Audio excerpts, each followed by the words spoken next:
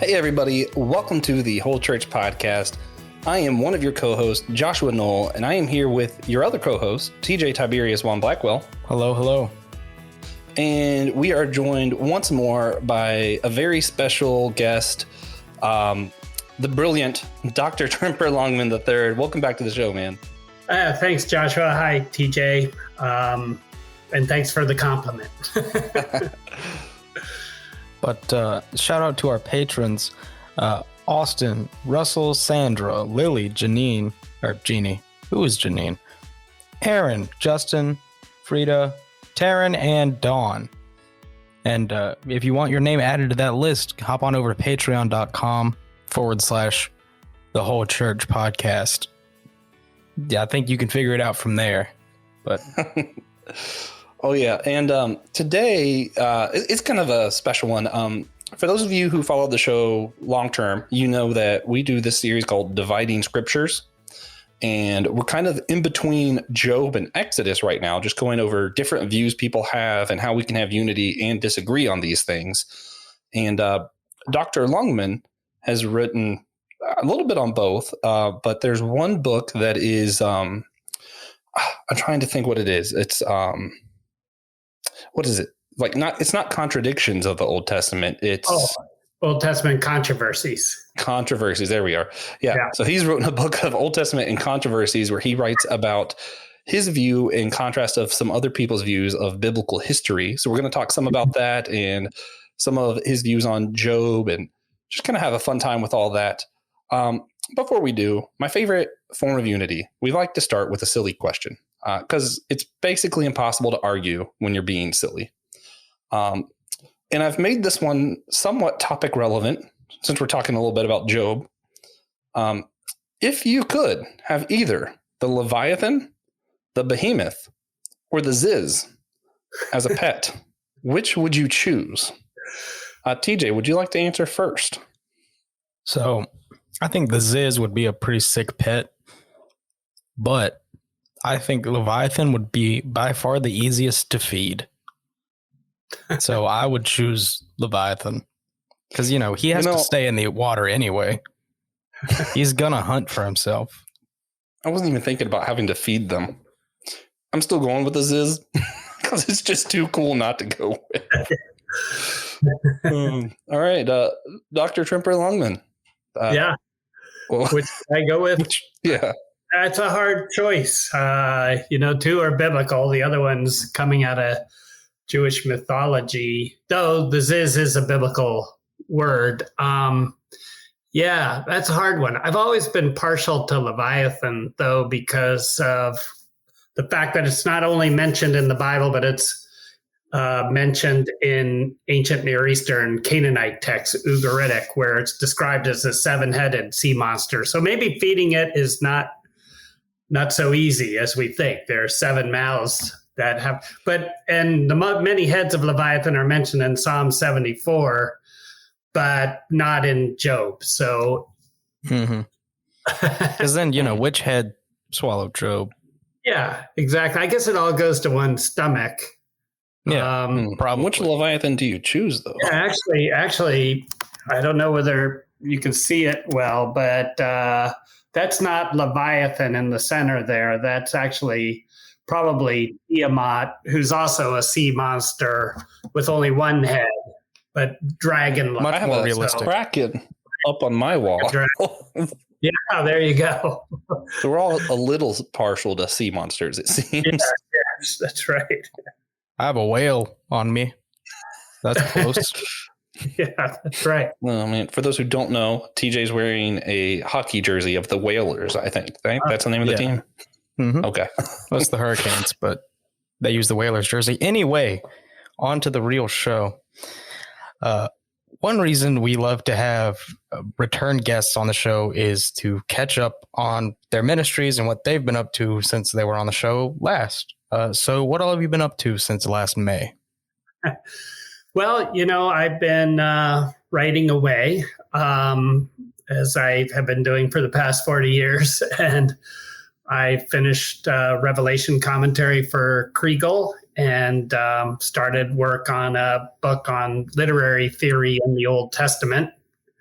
And then I've been teaching a lot, and mostly by Zoom. So, which is great. But I'd like to spend. Matter of fact, I'm supposed to be in Santa Barbara right now, teaching the first 2 weeks of a couple Old Testament introduction classes at Westmont College live, where I used to teach permanently before I retired and moved to Alexandria, Virginia. Man, yeah, that would have been cool. Yeah. Much cooler than our plans that have changed.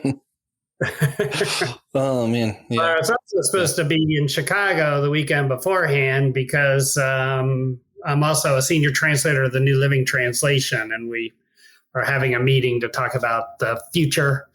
And from there, I was going to go to Georgia to teach Young Life area and regional directors, but the New Living Translation meeting got postponed because of COVID. The teaching went online, but I'm still right now scheduled to go down to Georgia to teach Young Life area and regional directors.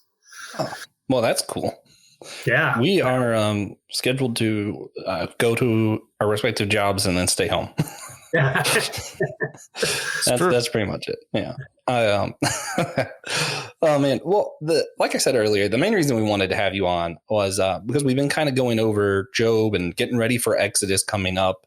And as an Old Testament scholar, yeah, your opinion's pretty important to us. And I feel like you know pretty well the different views on these books. But more broadly, what would you say the book of Job is about? Well, yeah, and I've written a pretty lengthy commentary on Job and co-authored How to Read Job with John Walton. And in there, I argue that the book of Job is primarily about wisdom, and answering the question, who is wise? And that the book is essentially kind of a wisdom debate where all the human participants are shown to be inadequate as they grapple with Job's suffering. So the book's not primarily about suffering, it's about wisdom, but we do learn some important things about suffering from the book. The first thing we learn is that it's wrong to believe that all suffering is a result of sin, which is the position of the three friends and eventually Elihu. But also it's kind of teaching you how to suffer as well. That it's okay to complain to God about your suffering. We learned that from the Lament Psalms as well. But that eventually God wants to get us to the point of trusting him in the midst of our suffering, which is where Job is at the end of the book. And before he's restored, he doesn't know he's going to be restored. So he thinks he's going to continue to suffer. But nonetheless, he repents of his charge of God being unjust in his suffering. He's not repenting of something that led to his suffering in the first place. So, I mean, that's basically an overview, I think, of what the book of Job's about. Right. I was looking, I'm pretty sure I have that commentary on that bookshelf here, but I know I have the How to Read Job it's been on my nightstand by the bed for the last month or two. Yeah. While we're going through this. So, no, definitely useful resources. I might edit this part out, but I'm going to ask you this anyway. Okay. Sure. I know John Piper's website. He has a lot of. I don't think he calls it Christian hedonism, but it's something like that, where the ultimate goal of God is for us all to be happy. How does that mesh with this idea in Job that sometimes suffering doesn't come from sin? Yeah, that's a good question, which of course John could answer better than I could. But and by the way, I do think they call it Christian hedonism. And but John, I'm pretty sure would say that our true happiness is found in our relationship with God, and that we can actually experience happiness or joy even in the midst of suffering. So, I don't want to put words in his mouth, but I think that that's where he's probably coming from. Yeah. Which I looked it up while we were gone, and I'll leave this alone. But it is on desiring God. So that is John Piper. It is Christian hedonism is the conviction that God's ultimate goal is the world, his glory, and our deepest desire to be happy are one and the same. Yeah. So there we go. Yeah. Yeah. I'm trying to remember how the catechism talks about how we find our true happiness in our relationship with God. So yeah. Happiness and suffering aren't necessarily pinned against each other in this then? Yeah. I would say that it's possible to be happy or to experience joy in the midst of suffering. But like Job teaches us, that's not our first reaction, and certainly not my first reaction. And I think Job teaches us how to suffer, and the lament psalms give us permission to be upset and angry and disappointed in God, as long as we take our disappointment to God. So, so that'd be an interesting question to ask Piper. Yeah. So if you're listening, give me an email. Yeah, that's right. So what are some of the biggest misconceptions you've heard about the book of Job? Well, yeah, I mean, there are a few misconceptions from my perspective, and the issues are debatable. The first one is a lot of people think the book is about suffering, that it's going to, when they first approach it, they think that they're going to find out why they suffer. And that's not something that the book ever answers. Now, Job never finds out why he suffered, for instance. A second misconception, in my opinion, is to think that the book of Job is talking about a real person and that person's experience. I think that the book of Job, and this is my friend John Walton's term, is a thought experiment that is created in order to address these issues that we're talking about wisdom. Who's wise? God's the ultimate wise person, the book says. Now, when we come to the book of Exodus, I'm going to robustly defend the fact that the book of Exodus is talking about history. Job is a different type of book. The book of Exodus is about redemptive history. It's about God entering into space and time and saving his people.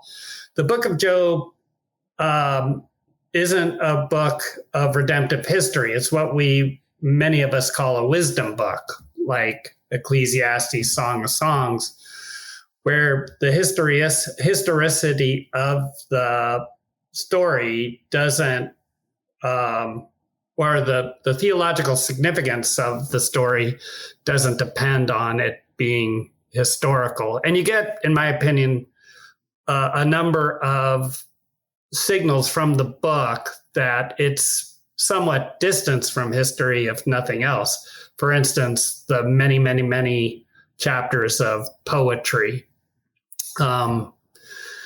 Another misconception is from people to my theological left who, I'm not sure this is a misconception as much as a misconstrual. Many modern and postmodern interpreters hate the book of Job's ending because you have this authoritative voice, namely Yahweh, speaking at the end, and also kind of putting Job in his place, whereas many contemporary people and biblical scholars would prefer to have the dialogue continue in the end rather than having God step in at the end. But But he does, and I'm glad he does personally. Right. Yeah. So I'm trying to remember.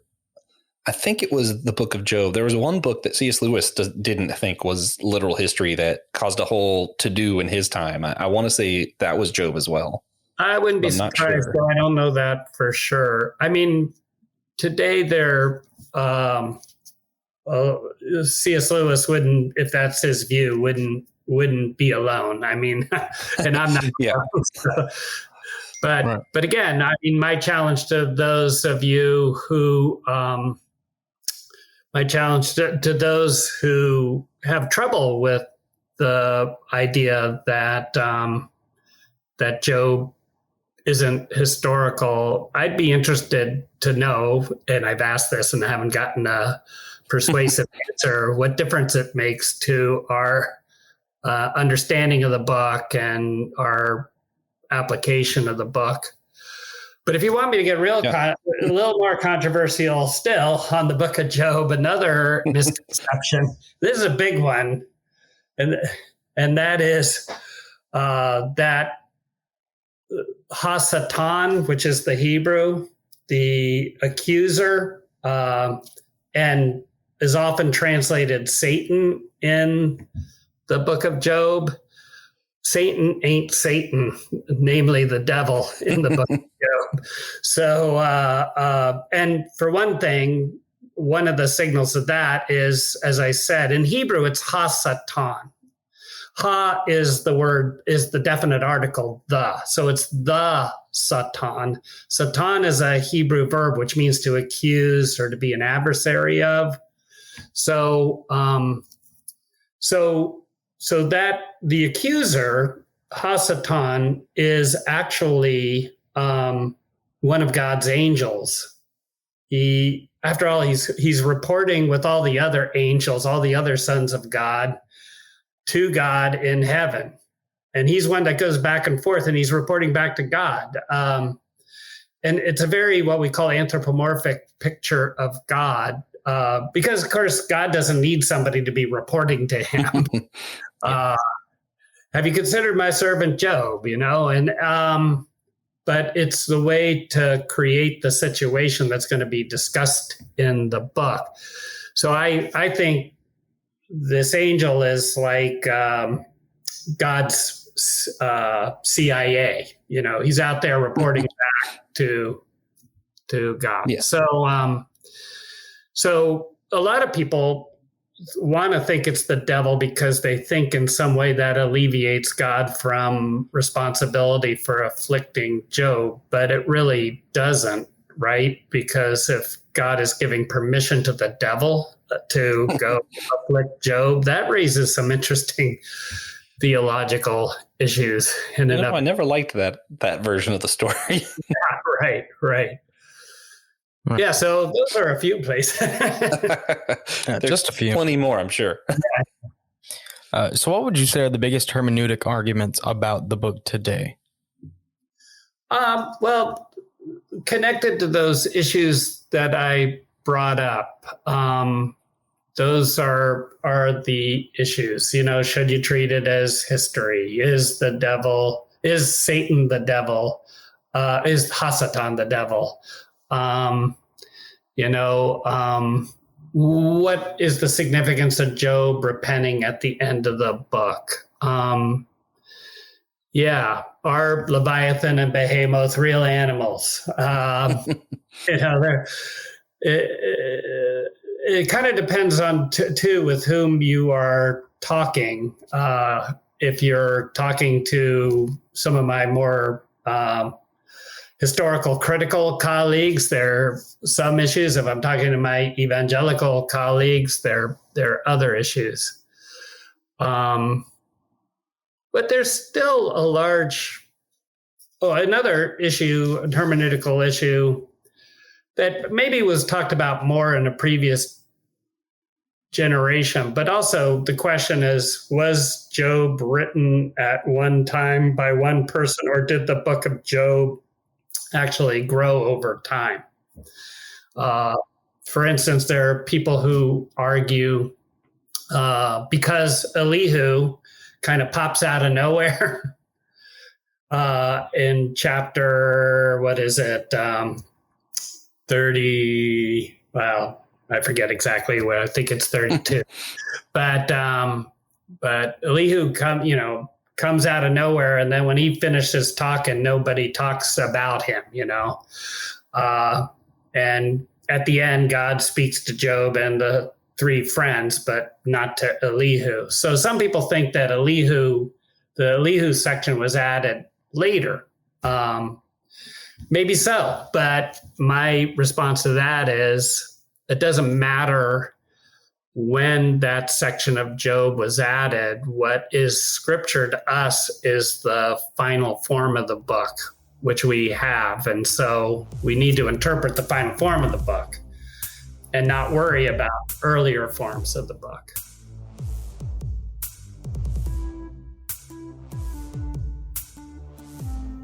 Hey guys, we just wanted to take a quick break to tell you a few ways that you could support the Whole Church podcast, your favorite church unity podcast. Yeah, so you could follow us on Facebook, Twitter, or Instagram. You could share this episode on your own social media. You could donate to us on Cashapp with the tag in the show notes. You could follow us on Patreon at patreon.com/thewholechurch podcast. You can subscribe to the show wherever great podcasts are found. You could rate us on Apple Podcast or Podchaser, or you could sign up for our newsletter on our website or by emailing us at thewholechurch@gmail.com. Yeah, especially that last one. It's the best way for you to be connected with us and what we're doing with the podcast. Yeah. And we have a devotion on there and a word of the month. Yeah, it's a lot of good stuff. It's in Hebrew or Greek. You want to get back to the show? Yes.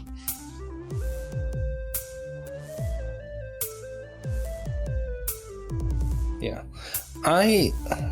One thing that was interesting in doing all of this was, and we'll move on to Exodus after this. I came across, which is funny. This is the first random argument I've ever came across, because growing up, I just like to read the Bible a lot. Yeah. I actually have two different chronological Bibles that put Job in wildly different places. Oh, right. Yeah. Yeah. I have one that's like Job happens in the middle of Genesis. And then one is, it's the second exit, the second, I can't think of the word now. Yeah. Yeah. Yeah. Post-exilic period, probably. Yeah. Yeah. Like over there with like Ezra and those books. Yeah. Which, when I was high school reading this and didn't know anything, I was like, oh, that's just weird. And, I had no idea why that mattered. Does it matter what context we put Job in, or could the story have happened at any point and still have the same meaning? That's a great question. And by the way, I did one of those chronological Bibles for Tyndale years ago with Grant Osborne. He did the Old Testament. I don't remember where I put Job. It was so long ago. I was about to ask. I think they have a new chronological Bible, but here's how I would answer that. There are really two questions, and it sounds like these two chronological Bibles are being driven by different reasons. One is there's no question but that the story of the book of Job is early. Okay. It's early. It's Job is not an Israelite. The three friends are not Israelites. They're Edomites. Which may be suggestive of a sort of pre-Abrahamic moment. Not necessarily, but the other indication is the way that his riches are described in terms of herds and flocks. It sounds early. So the story's early, but that doesn't mean that the book was written early. It means that the book was set early. And I do think that there is a good argument to be made that the book of Job, at least as it's completed, is one of the later books. But I don't totally agree. I mean, a lot of people interpret the book of Job as kind of a parable of the Israelites themselves in a later period, and I'm not convinced of that. So if I were doing the chronological Bible today, because of the fact that the story is early, I would probably put it early. All right. But I agree. Yeah. So anybody out there listening, if you want to read the Bible in order that it happened, now you know. I know that's been driving some of y'all crazy. Listen, it actually has been driving me crazy, so I'm not actually picking on anybody. If you happen to be listening to this and you're with me and you're like, where do I read this? Now you know. So concerning the book of Exodus, what we're getting ready to go into next with our Dividing Scripture series, there's a ton of debate on how historically accurate it is, or, a lot of the Bible history is. Yeah. And in your book that I mentioned earlier, The Controversies of the Old Testament, or Old Testament Controversies, you lay out a few different takes on biblical history, and then you put where you believe, and then you contrast your beliefs with some others, including Pete Enns, who's been on the show before. So I'd like to call him a friend of the show. I think he remembers it, so that counts. Could you explain your position to our listeners? Yeah. So my view is that the book of Exodus is making historical claims, which differentiates it from the book of Job, in my opinion. The book of Exodus is an integral and important part of the history of redemption, describing how, after the fall, God pursues human beings in order to reconcile with them. I think that the book of Job's theological significance depends on it actually having happened, because of the fact that the message of the book of Job is that God can save you when you are beyond human resources. So a psalm like Psalm 77 looks back, and first of all, the psalmist is lamenting, his situation. He blames God for the suffering that he's going through. He can't sleep. But then all of a sudden, like many laments, it has this transition to a note of confidence, and it praises God. And a lot of the laments, you get this transition to confidence or praise after lamenting, and there's no explanation. It's almost as if the psalmist had, a lobotomy between verses 22 and 23. But no, here the psalmist cites the mighty acts of God. And then at the end, he talks specifically about the crossing of the sea and how God opened the sea to allow the Israelites to go through to escape the Egyptians, and the Egyptians, of course, receiving judgment when the waters close. So what I say about that is that the Exodus is establishing a kind of track record for God. How can I trust God to save me in my distress, or hope that he might choose to save me, that he's able to do it? Well, he's done it in the past. So if you say to the psalmist, hey, it's a good story, but it never actually happened, it really loses its power, I think. So what my friends who have trouble affirming the historicity of the Exodus would say is that there's no direct evidence of the Exodus from Egyptian records, because that's one of the first things I would say. Well, there is direct evidence of the Exodus. It's called the Book of Exodus. But they want a collaborating account from, say, the Egyptians. And they might raise the question, why don't we hear about this in Egyptian records? And my response to that would be, the Egyptians were not in the practice of highlighting their failures and defeats, right? Most of the Egyptian accounts that we have from antiquity are things on pyramid walls or obelisks, and that's not something you put on monumental architecture. So now another friend of mine, Ken Sparks, we had a conversation about this, and he said, well, the Egyptians did mention how the Hyksos, who were a group of West Semites about 100 years before the story of the Exodus, or maybe even more than that. It depends on when you date the Exodus. He goes, well, we learned about the Hyksos defeating the Egyptians. But I respond to that by saying, yeah, but that's because it's a success story at the end, that the Egyptians ultimately threw them out. And so they had something to celebrate there. Yeah. It's not even really that they didn't write down their losses. They just didn't lose that much until they lost all at once. Yeah. We actually have accounts of a battle between a group called the Hittites from Turkey, modern Turkey, and it was a superpower in the 13th century when they had a big battle with the Egyptians. And we actually, in this case, have accounts of both of them, and they both won, right? So naturally. But we know from Egyptian records that since the Egyptian armies didn't go out for a few years after that, it's more likely that they lost the battle. So they don't like admitting defeat. Who does? Yeah. That's analogous to plenty of things in our own time, but I will leave that alone.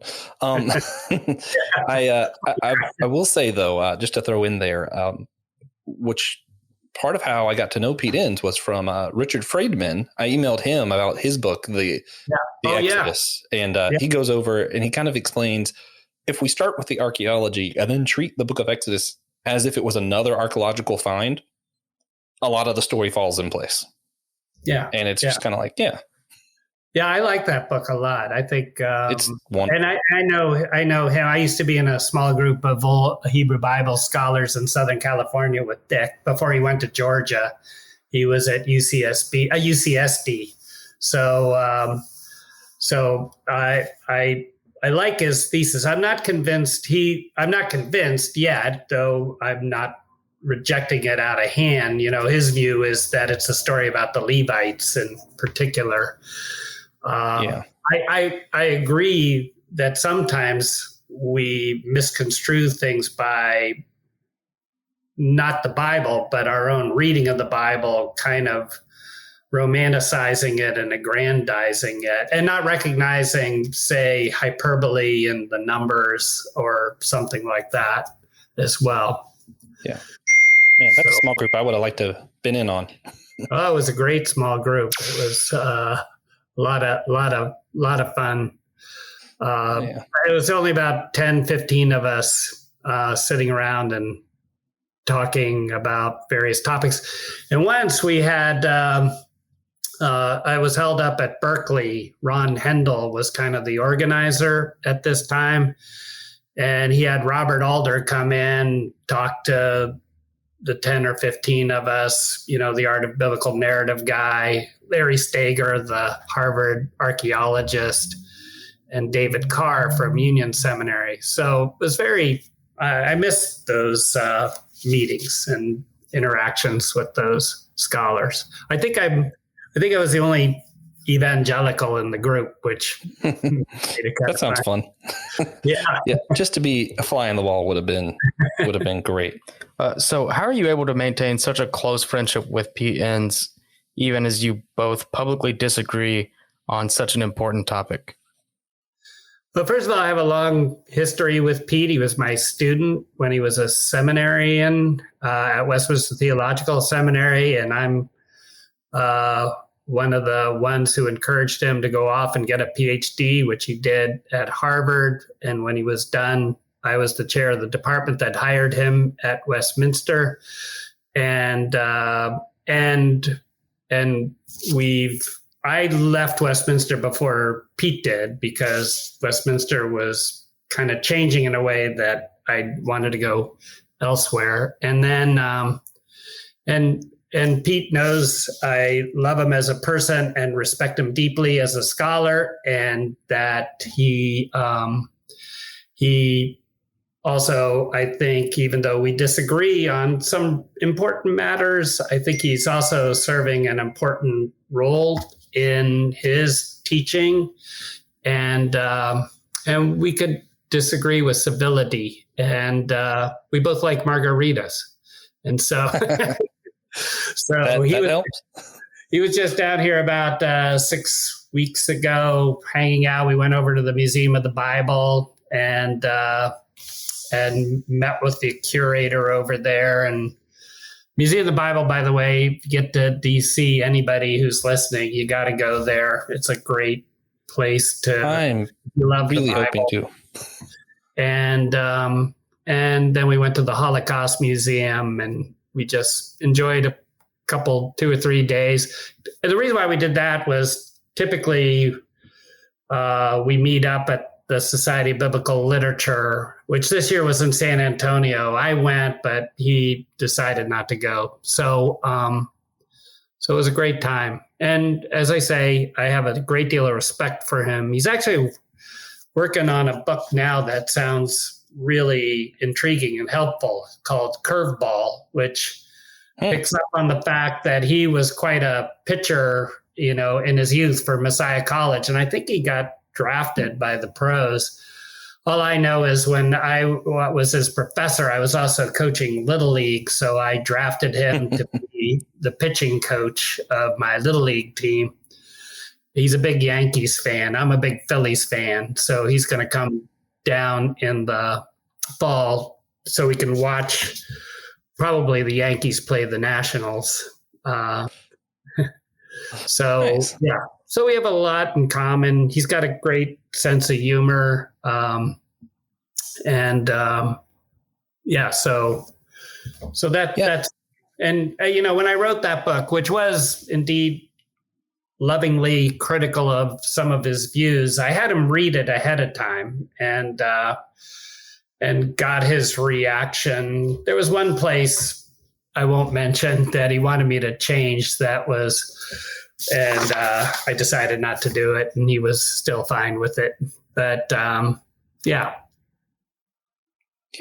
I think if people were to read both of your books, I feel like just in general, it's one of the most healthy, just cool friendships to like get to observe third person, where like you both mention each other in a kind and generous way, and you're like, yeah, hey, I disagree with this guy. Also, he's the best, and you're like, oh, okay. Yeah. So it's something I love. I think it's a great example of church unity. So maybe, hopefully, one day we could get you both on at the same time. That'd be awesome, just to talk about, how y'all disagree well and how others can learn to do that. Be helpful. So as you know, we like to ask all of our guests, just as a last question, if you had to give our listeners a single tangible action, something they could go out and do right now that would help maintain unity in the church, what would it be? Well, I mean, I think the idea of being able to disagree over secondary matters civilly is one of them. And I'll just take that over to another realm by saying, put God first and politics second, right? And and respect other people's political views, or at least try to understand them before you attack them.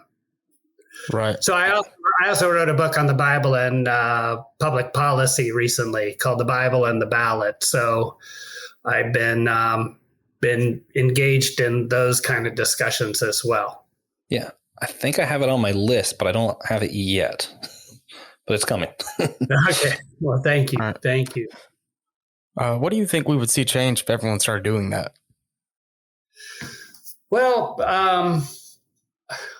I think what would change if we all started doing that is reversing a horrible trend, which is our churches being ripped apart over political issues. And so I guess maybe the only thing I'd say to maybe change a bit of your language is how do we maintain unity? I think right now we have to ask, how do we get it back, in this area in particular. So. Yeah.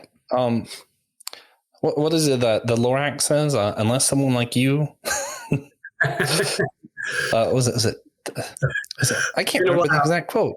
I remember a lot. Nothing. It's like unless someone like you cares a whole awful lot, nothing is going to get better. That's what it is.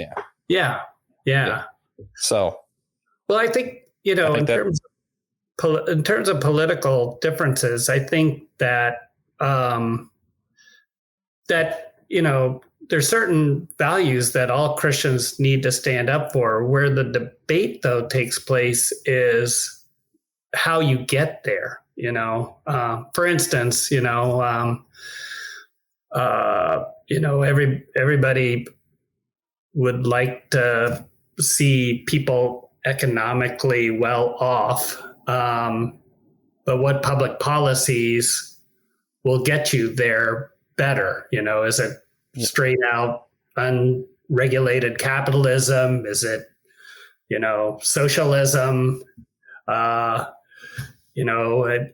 Maybe something in between, but those are areas that should be civilly discussed among Christians. Oh yeah, right. So with that being said, hopefully everyone can take that advice. But we'd also like to get onto our God Moment segment, which is something we do every episode. It's just where we share a moment from recently in our lives where we saw God, whether that be a blessing or a challenge or a moment of worship. And I always like to make Josh go first, just because. Yeah. Well, I got a lot of school and just personal stuff going on that's kind of all stressful stuff, like nothing. And I have managed to focus on the good, where my grandmother, my granny, if she's listening, she just got news that the type of cancer she has is actually very minor and easily treated. She got that yesterday, and I'm about to go see her right now, and I'm pretty excited about it. All right. I'll go next. Give our esteemed guest as much time as possible. I think my God moment, if you've been around for a while, I see God in the little things. Because he's in all things, but little things happen more. So today I got off work at my regularly scheduled time for the first time in a while. It was pretty sweet. Yeah. Super thankful for that. Praise God. All right. So, Dr. Longman.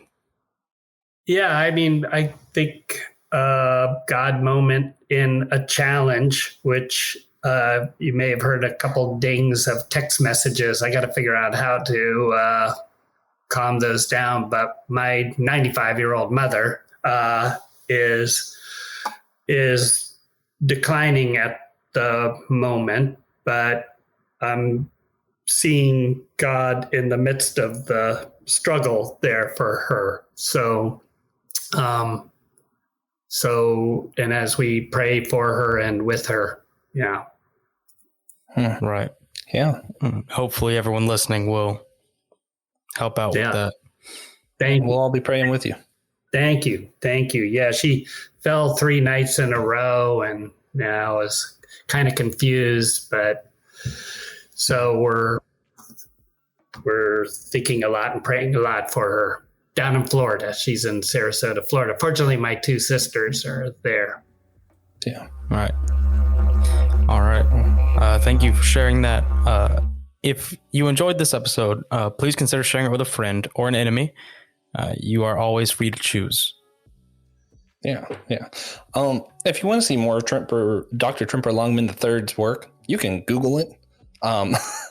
Dr. Longman, if you had to give people listening who haven't read anything of yours yet, if you had to give them a first book, what book would you like them to start with? Oh, that's a great question, and it kind of depends on the person where they are. So if they're a little bit into the Old Testament, that Old Testament Controversies book would be an interesting one for them. But if they just want to start knowing more about how to read various Old Testament books, I have a series called How to Read with IVP, where I have how to read Psalms, how to read Job, how to read Exodus, how to read Genesis, how to read Proverbs, and most recently, how to read Daniel. So that's a big one. So yeah, check that out. Those are 6 different books, not just one. Yeah. Right. Some future guests of the show, we have return guest Kelly O'Sullivan, longtime friend of the podcast and Anglican minister. Sam Rayner, president of Church Answers and pastor of West Bradenton Baptist Church. An 8-part series about church offices featuring interviews with 12 different church leaders. And maybe at the end of season 1, Francis Chan. Yeah, he doesn't know yet, but I'm sure he'll figure it out. Yeah, hopefully he does before he's on, at least. Yeah, I don't know. I think it'd be great if he was just on. I was like, hey, how'd I get here? Right. All right. Thank you so much for your time today, Dr. Longman and audience. We hope most of you come back next week. Dr. Longman, you can if you want. We won't have anything prepared for you, but it'd be a fun time still.